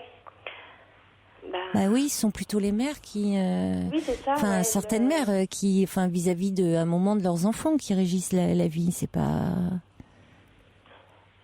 Ouais, je vois bien. Ouais, Soyez, si vous voulez quelque chose de plus. De plus zen, il vous dit d'ailleurs, parfois il vous propose un peu peut-être des vacances, des week-ends ou des choses un peu plus zen, des choses à deux, où il vous dit posez-vous, oui, c'est-à-dire soyez davantage un peu dans le lâcher prise, dans l'abandon. Ça aide déjà au niveau de l'érotisme, surtout dans la sexualité, quand on est une femme. Ouais. Parce que si vous êtes dans l'hyper-contrôle, lui, du coup, d'une certaine façon, il reprend le pouvoir autrement. Vous voulez le pouvoir d'une certaine façon. Lui, il reprend autrement. Il vous l'enlève. Ouais, il n'y a plus de caresses. Il vous prive. Il vous prive. Oui, il vous prive. Il vous prive de ça. Oui. Oui, il pourrait vous donner une fessée, à la limite. C'est pas pour vous punir de votre hyperactivité. Mais, voyez, il faudrait que vous arriviez à vous calmer. Ouais. Comment faire parce que vous êtes angoissée. Ah oui, je suis angoissée, c'est ça. Vous êtes angoissée. Ouais. Et plus vous serez angoissée, plus vous allez être en demande vis-à-vis de lui, et plus vous allez comment dire, quand on est très en demande comme ça, ça finit par énerver l'autre. On n'obtient pas ce que l'on veut quand on est trop en demande. L'autre se met en retrait. Ce qu'il semble faire là, en se mettant derrière son écran. Donc, à la limite, soyez par exemple, quand vous me dites que vous ne l'appelez plus dans la semaine, vous pouvez passer un petit coup de fil. Il ne s'agit pas de rester, de faire exploser votre forfait, mais au lieu d'appeler pour des inquiétudes concernant vos enfants, simplement un petit mot je pense à toi ou quelque chose d'un petit peu plus même osé, ce que vous faisiez au début, un petit truc érotique, j'ai hâte de te retrouver ce week-end, des choses un peu ce que vous disiez au départ, de laisser un petit mot, un petit SMS, un petit truc. Quand il rentre le week-end, il vous parle de sa journée de travail. Oui, il a besoin d'un sas de sa semaine de travail, d'un sas de décompression. Et après, vous pouvez, prendre un petit verre. Et il peut y avoir, si vous voulez le masser comme vous le massiez avant, très bien. C'est une étape merveilleuse pour une étape beaucoup plus sensuelle. Mais lâchez-vous un petit peu, lâchez prise, plus exactement. Ouais. Ouais. Là, vous êtes tellement dans l'angoisse que vous voulez qu'il comble des choses qu'il ne peut pas. Vous avez envie d'ailleurs, vous avez dit à un moment, mes enfants m'apportent de la tendresse que lui me donne plus. Mais c'est pas la même place, Vous voyez, vos enfants, oui, ils vous donnent de l'affection, ils vous touchent, oui, mais enfin, ils vous touchent pas de la même façon. C'est pas la même chose que vous pouvez demander à votre mari. Et peut-être qu'il le sent, ça. Et même, il doit le sentir. Il n'est pas là pour vous donner ça. Les enfants, du coup, ils rappliquent dans mon lit quand il n'est pas là la semaine. Le week-end, c'est moi qui change de lit parce que les enfants veulent être à côté de leur papa. Oui, mais c'est pas bon, ça. Terrible. C'est pas bon. Parce que ça montre qu'il y a beaucoup d'angoisse chez vous et du coup, vous attendez certainement trop de lui. Donc heureusement, vous pouvez travailler ça avec votre psychologue et lui lâcher un peu et retrouver un petit peu ce côté où vous le laissez à cette place. Justement, vous avez l'impression que lui ne vous désire pas, et vous faites une confusion, je pense, entre désir et amour. Il vous aime. Oui. Il vous aime. C'est aussi là-dessus qu'il faudrait que vous vous rassuriez. Et vous attendez ça, qui vous disent qui vous aime. Bon, mais plus vous allez être en demande, plus lui va se replier parce que il y a une trop forte demande, une trop forte angoisse. Et vous êtes un peu dans la confusion entre désir et amour. Et lui le sent et a du mal à aller vers vous. Donc il faut vous apaiser et il pourra revenir vers vous et vous manifesterez votre désir quand vous serez davantage vous à votre place. C'est-à-dire que bon, votre mari vous aime, mais c'est pas parce que la sexualité s'est un petit peu relâchée ces derniers temps qu'il y a plus d'amour entre vous. Ouais. Comme dit Kiwi, il faut être peut-être un peu moins organisé, laisser la place à l'imprévu, la sensualité, le désir. Cathy qui dit c'est pas facile de revoir son idéal à la baisse, mais c'est nécessaire. Le subversif qui dit qui sait si vous avez envie de lui, vous avez avant tout besoin d'être rassuré, car un vide vous traque. Voilà, Oui, Marie. c'est vrai, c'est ça. Ouais. Merci en tout cas de votre appel. Merci à vous beaucoup. Au revoir. Au revoir. Caroline Dublanche sur Europe 1. Pour intervenir dans l'émission, appelez le 39 21 34 centimes la minute. Allez, on va accueillir maintenant Sophie. Bonsoir. Bonsoir Caroline. Bonsoir Sophie. Je suis très contente de vous entendre. Mais moi aussi. Je vous écoute tous les soirs régulièrement. Ah ben jusqu'à 1 merci heure du beaucoup. matin. Voilà. Je vous fais Donc, veiller voilà. tard. Pardon. Je vous fais veiller tard. Mais je suis insomniaque. Ah ben alors ça va alors. Et donc vous me manquez le week-end. Ah oui. Ah Voilà. oui, c'est la première Donc- semaine sans vendredi là. Hein. Demain il n'y a Et- pas d'émission. C'est la reprise de Taratata demain. Voilà c'est la nouvelle saison et ça va démarrer un petit peu plus tôt. 23h30 demain. Oui, j'avais compris 3h30. Je me disais non, 23h30 Taratata demain. D'accord. Voilà. Bien. Donc moi je vous téléphone pour ma petite fille Mhm. qui a 15 ans. Donc les parents sont divorcés. Mon fils et mon ex-belle-fille sont divorcés. Oui. Ma petite fille a fait la connaissance d'un jeune homme de 18 ans pendant les vacances. Et donc, elle voudrait partir pendant ses vacances, le rejoindre avec les parents de ce garçon, bien sûr, hein, chez les parents. Voilà. Mais ça pose un problème parce que mon fils n'est pas d'accord Mhm. et la maman a donné son accord. Ah. Donc ma petite fille est furax après mon fils. Voilà. Alors j'aurais aimé Oui. savoir ce que vous en pensiez. Que vous dire? Écoutez, Voilà. 15 ans. c'est le droit de votre fils hein, de ne pas être d'accord, je trouve. Voilà. Donc voilà. C'est compliqué hein, quand les parents sont séparés parce que alors ils ne seraient pas séparés. Ça, ils pourraient ne pas être d'accord. Oui. Ça va ajouter de la tension et ça va compliquer le climat. Parce que s'ils n'étaient pas séparés, les parents, ils pourraient ne pas être d'accord entre eux.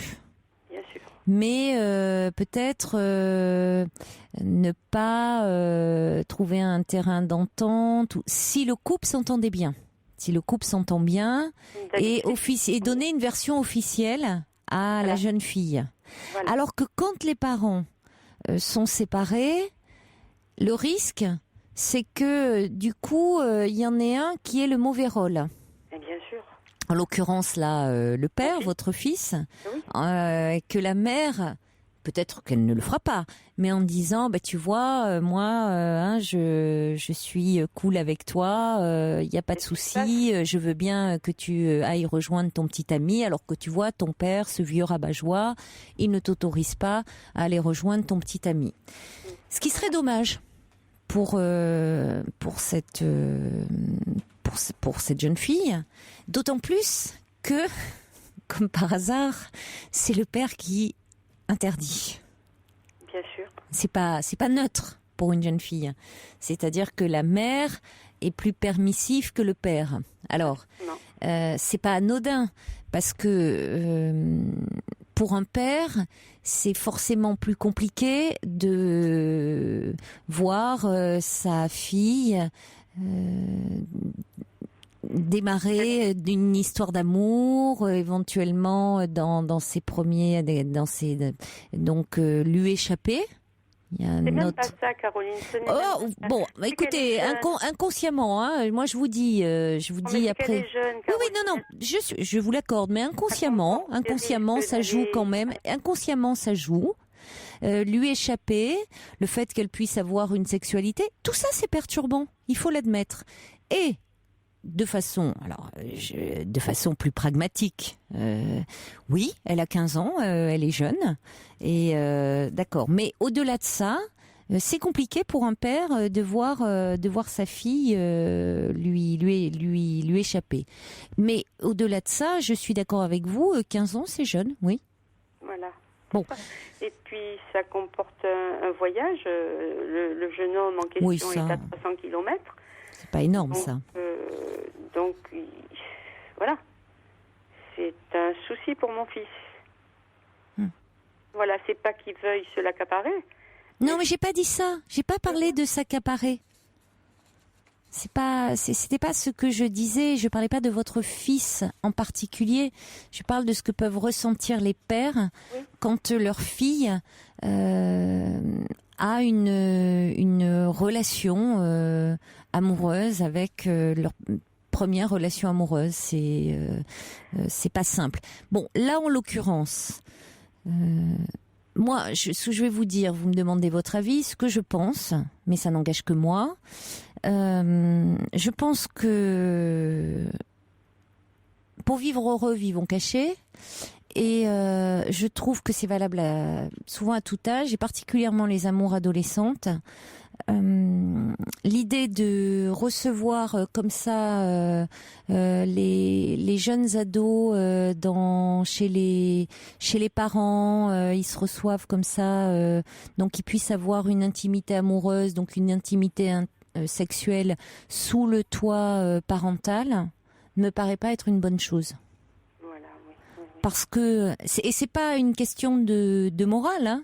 Je ne le mets pas en termes de morale. Je le mets que dans la découverte, y compris de la vie amoureuse et de la sexualité, ça se fait pas au sein de la famille. Ça se fait pas là où il y a les parents.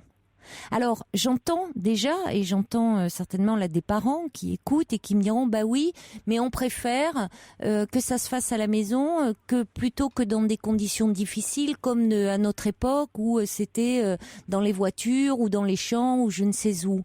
Bah oui, mais en même temps, à la maison, c'est pas le lieu de faire cohabiter les couples des parents, les couples des ados. Il y a un côté un peu, je vais oser le mot, un peu incestuel dans tout ça, quoi. Voilà. Mais il faut que je vous dise, le jeune homme a 18 ans. C'est pas sa relation qui dérange mon fils, c'est qu'elle va partir à 300 km, qui ne saura pas où elle ira le soir, parce que le soir elle sortira forcément. Et donc, ça l'inquiète. C'est une inquiétude. Vu tout ce qui se passe, il est très inquiet, voilà. C'est surtout ça. Voilà. Non, mais moi, je vous dis, je comprends la position de votre fils et je l'entends tout à fait. Et je pense que de l'autre côté, parfois de ces amours de vacances qui ne sont, comment dire, que je ne minimise pas, hein. C'est important. Ça peut être des amours, ça peut être des premiers amours. Oui, qui n'a pas connu, enfin, je veux dire, on peut avoir des souvenirs comme ça où le premier amour a pu être parce que justement, on a plus de liberté. On a moins de contraintes pendant les vacances. Quand on est adolescent, on n'a pas les parents sur le dos.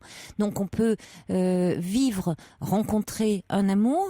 Et puis, oui, ça s'arrête. Malheureusement, parce que chacun repart chez soi et on ne vit pas dans la même ville. Et il y a la distance géographique. Et puis avant, ça s'arrêtait comme ça. Et puis aujourd'hui, les parents parfois veulent entretenir cèdent à la pression, parfois un peu trop vite, de leurs enfants, qui disent je ne peux pas, c'est insupportable, si je ne le vois pas, ça va être terrible, j'ai l'impression que je vais pas survivre à cette absence de relation. Elle pleure, elle fait des voilà. caprices. Mais oui.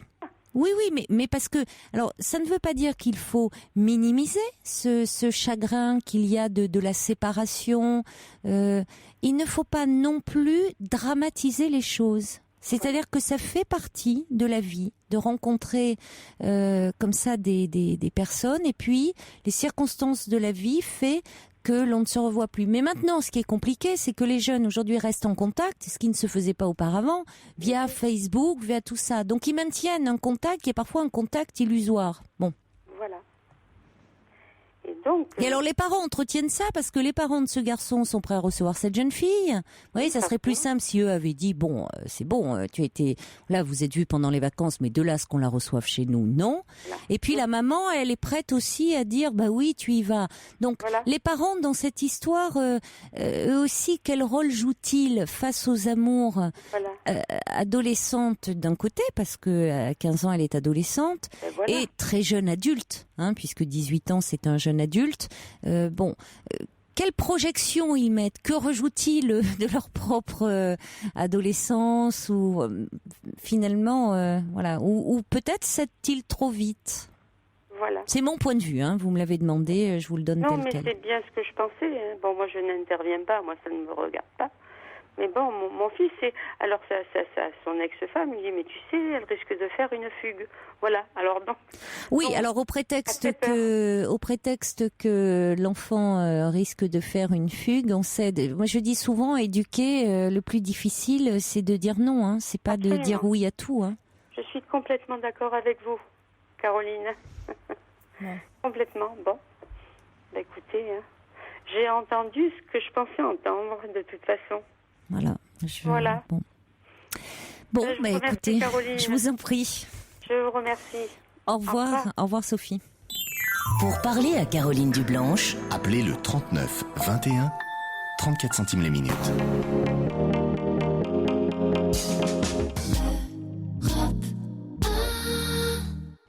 Bonsoir Colette.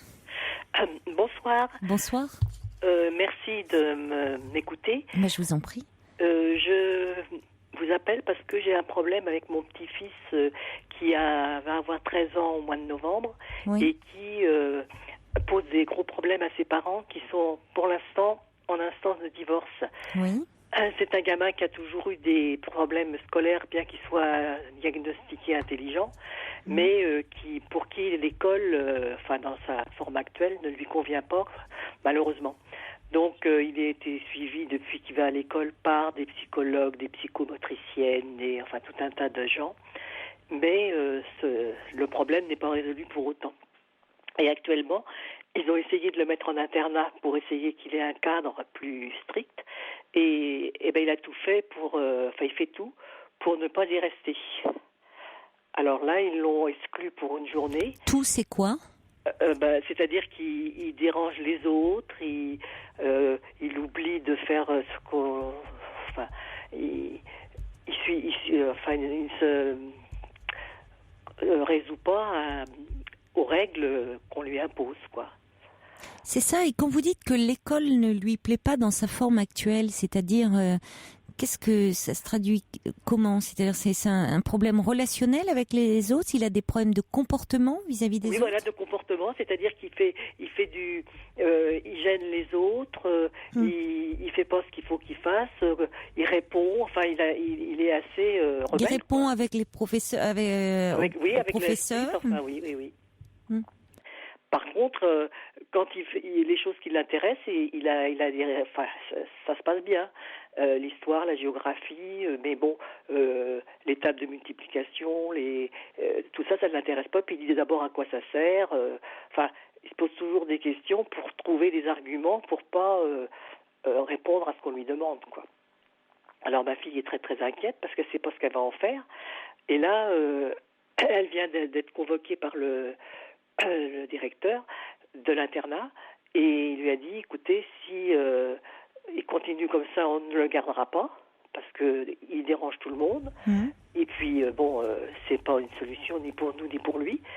Et alors ils veulent l'envoyer dans un autre internat. Alors moi je me demande. Ses parents. Comment? Ses parents ou l'internat le dans lequel? directeur de l'internat où il est actuellement. Oui. Ils veulent l'envoyer ailleurs. Moi, je me dis que s'il c'est déplacer le problème. Comment? Enfin, voilà. Oui. Alors moi, je ne comprends pas. Mais enfin, moi, je suis pas psy, mais je me dis, qu'est-ce que ça va faire? Alors là, du coup, ce serait beaucoup plus loin. Ça poserait plus de problèmes parce qu'il faudrait qu'ils prennent le train. Enfin, c'est quelque chose qui paraît assez aberrant. Maintenant, moi, je me demande, je vois pas l'intérêt de ça, mais est-ce que il y en a un? Je sais pas. Depuis quand vous dites qu'il a toujours eu des problèmes avec le système scolaire? Depuis qu'il est né, c'est-à-dire que... Ah non, il n'a pas toujours été avec l'école, à l'école. Non, mais enfin, depuis qu'il est né, ma fille a eu une très grave dépression quand il est né. Elle a donc été 2 mois en hôpital psychiatrique fermé parce qu'elle voulait se suicider. Donc c'est sa belle-mère et son mari qui sont occupés du gamin quand il est né. Quand il est sorti de la clinique, ma fille était hospitalisée. Et quand il avait 6 ans, il a dit à sa mère, de toute façon, si t'es malade et tout ça, c'est de ma faute, c'est parce que j'aurais pas dû naître. Alors je pense qu'il a dû être traumatisé, ce gamin-là, même petit, avec ce problème-là. Enfin, je sais pas. Et depuis qu'il est à l'école, et il a toujours eu ce comportement de pas vouloir faire ce qu'on lui disait. Et alors, il était pris en charge par des pédopsies, oui. Donc, c'est depuis toujours, quoi. Oui, parce que dans ce que vous disiez, évidemment, on sent bien qu'il y a un problème avec l'autorité, majeur. Mais alors, c'est important là les circonstances de sa naissance ou dès la naissance où il est séparé de sa maman. Qui elle faisait une très grave dépression. Qu'est-ce que la naissance de cet enfant a, la grossesse, la naissance de cet enfant a réactivé chez elle de sa propre histoire. C'est pas neutre, certainement, de sa propre histoire, elle en tant qu'enfant. Et lui qui a 6 ans porte tout le poids de cela pour dire.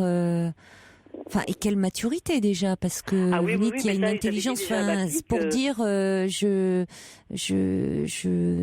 n'aurais pas dû naître, c'est-à-dire la souffrance de la maman, il la ressent très nettement, ça, il y a pas de doute là-dessus, et même déjà avant 6 ans, mais aussi exprimant toute sa culpabilité. Donc comment va votre fille aujourd'hui? C'est-à-dire que là, alors elle a un autre enfant, il y en a un plus grand qui a 21 mois de plus, et en fait, le grand, il était super attendu, alors que le petit, pas du tout. Donc je pense le petit dont vous me parlez là. Comment? Le petit dont vous me parlez. Oui, voilà. Donc elle avait mis 3 ans pour avoir le premier, elle l'a eu, c'était vraiment le messie quand il est arrivé. Par contre, elle a eu l'autre 21 mois après, et c'était pas du tout, elle s'y attendait pas. Donc est-ce que le gamin il n'a pas ressenti que par rapport à son frère une différence certainement. Mais enfin, elle essayait de pas le montrer, mais bon, ça se sent quand même sûrement. Et là, actuellement, elle est quand même donc ils sont en instance de divorce, ce qui n'arrange rien. Et elle sait plus trop quoi faire, quoi. Alors là, elle essaye de voir avec l'autre établissement qui lui ont enseigné, là où il est actuellement, que de voir si c'est possible de le mettre là. Mais moi, je vois pas l'intérêt. Mais bon, ça, moi, c'est la question que je me pose, quoi. Et ça ne répond pas à ma question. Comment va votre fille aujourd'hui?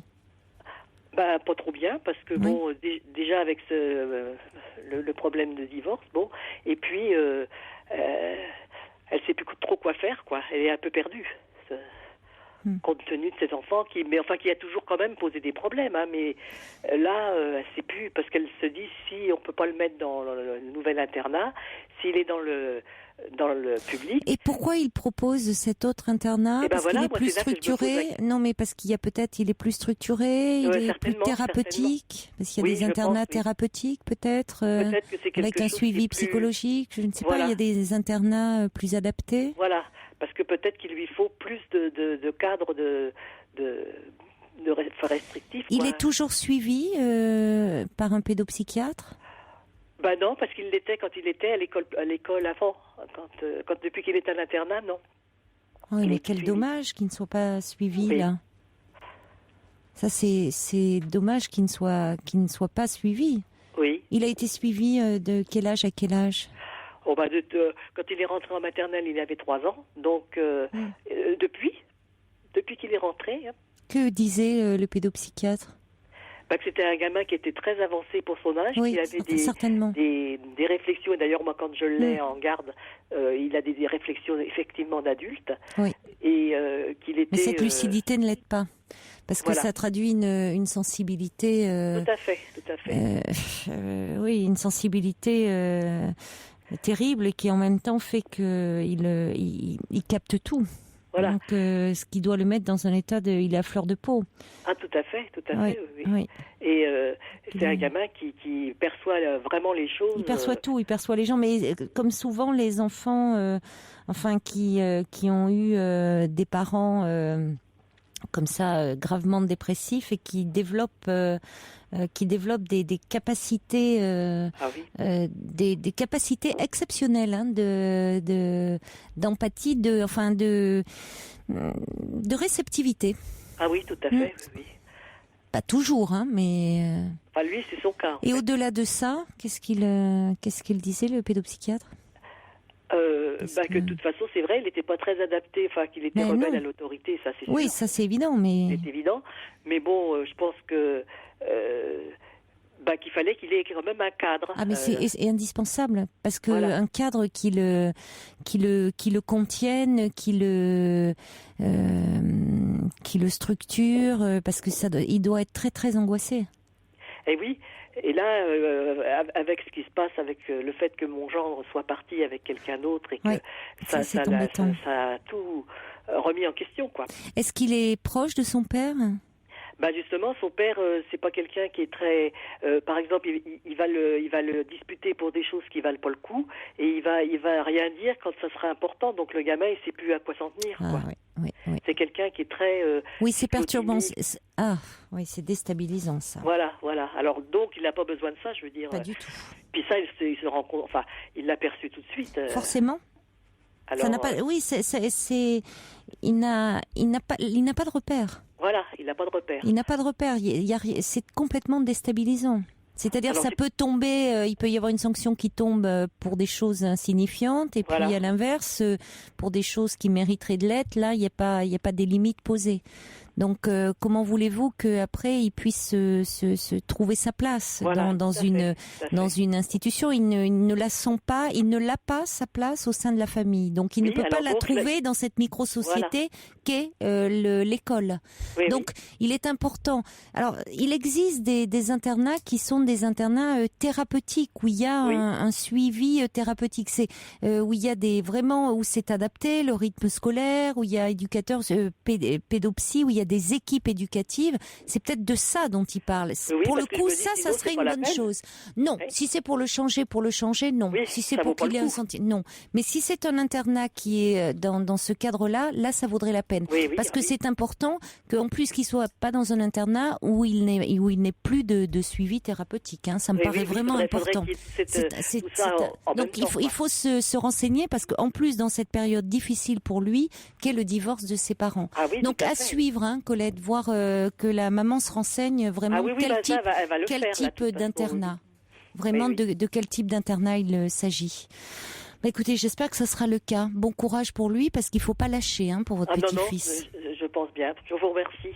Au revoir, Colette. Au revoir. Au revoir.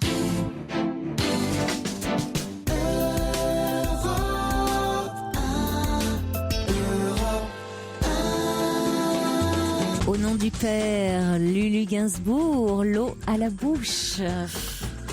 Allez, demain, vous avez rendez-vous avec Taratata. Taratata qui, cette saison, démarrera plus tôt, dès 23h30. Quant à moi, j'aurai le plaisir de vous retrouver lundi, même heure, même endroit. D'ici là, passez un excellent week-end. Profitez bien de l'été indien.